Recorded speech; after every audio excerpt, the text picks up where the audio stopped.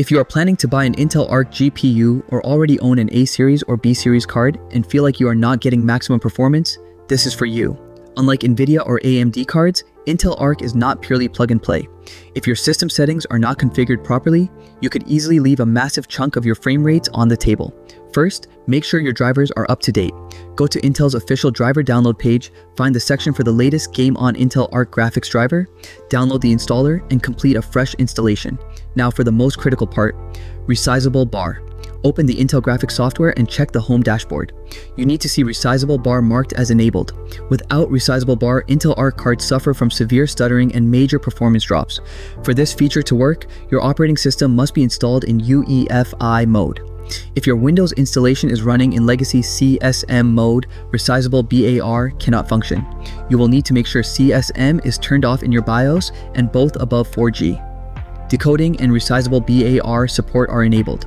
Next, check your bus interface in the software.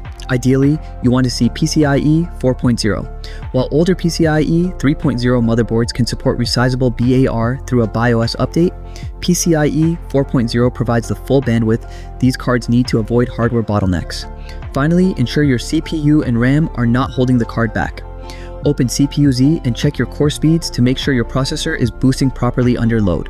On the Memory tab, check your DRAM frequency. If you are running 3200 MHz DDR for memory, CPU-Z will display around 1600 MHz because of double data rate. If it reads significantly lower, that means your memory profile is running at base speed, and you need to enable XMP or DOCP in your BIOS. Once you have UEFI configured, Resizable BAR enabled, PCIe 4.0 verified, and XMP running, your Intel Arc GPU is set up for peak performance.